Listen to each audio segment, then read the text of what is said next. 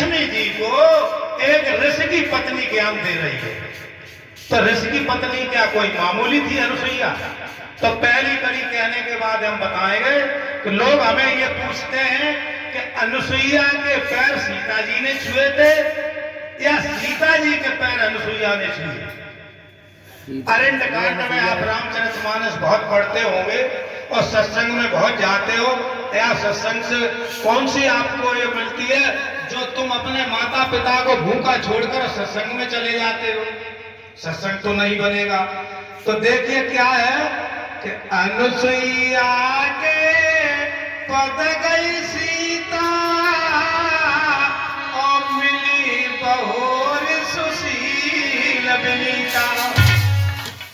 अनुसुईया के पद, पद माने पैर, गए माने पकड़ लेने, सीता जी माने सीता जी, मिली माने मिली भेंट, बहोर माने हृदय से खुश होकर, सुशील विनीता सज्जन स्वभाव से।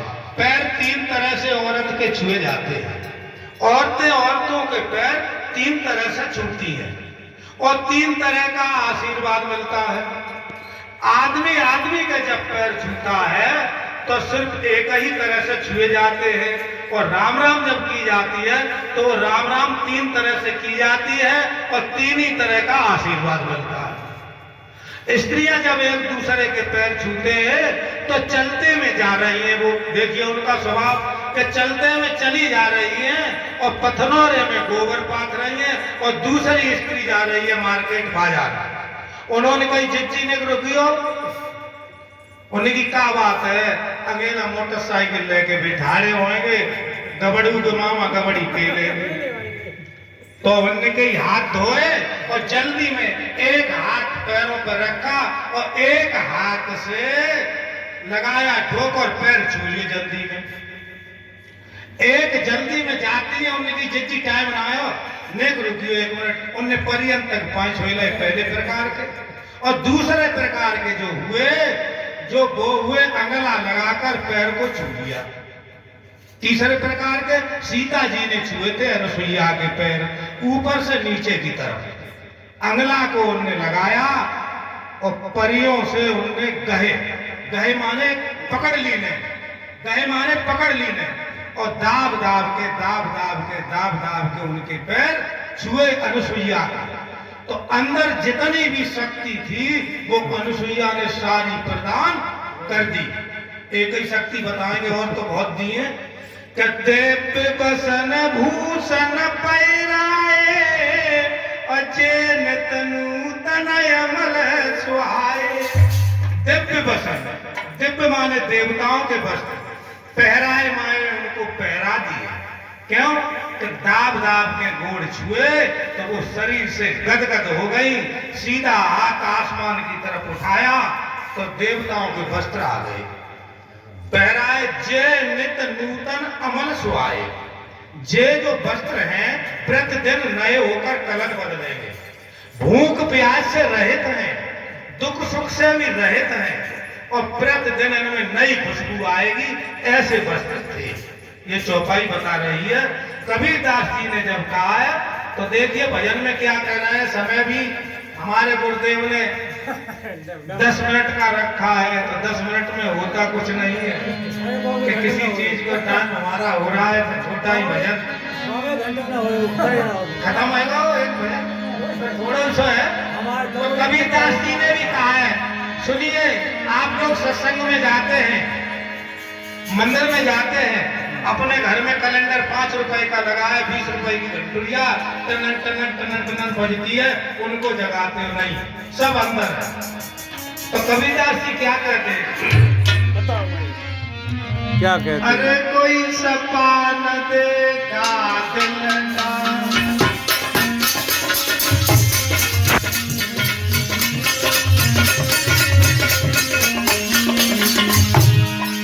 अरे कोई सपा न देखा दिल का,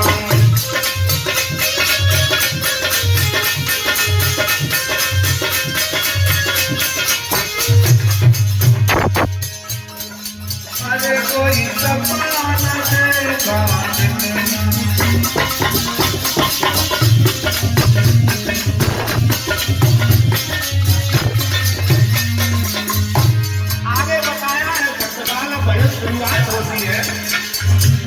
धंधुरिया से कुछ नहीं होगा, नहीं कलेक्टर के पूजन से कुछ होगा, जब तक आपका दिल साफ नहीं होगा।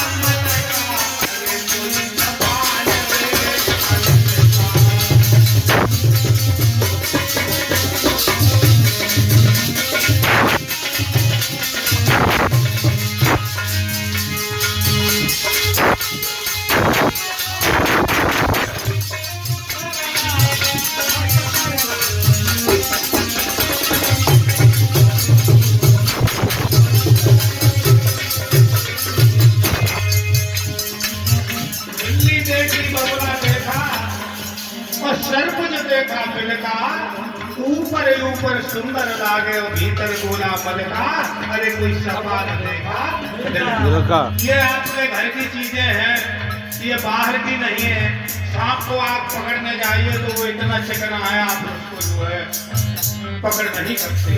बिल्ली के पास आप जाओगे तो बहुत सुंदर लगती है और कहते हैं लोग मौसी है। बगुला के पास जाओगे तो लोग कहते हैं ये बगुला बहुत सुंदर है, सफेद है, ये भगत है। लेकिन ये तीनों पराये मांस खाते हैं। भीतर गोला मलका, इनके अंदर पराया मांस रखा हुआ है, इसलिए इनको कहा है कि ये दिल के साफ नहीं है। और आगे किन्हें बताया है, बताओ।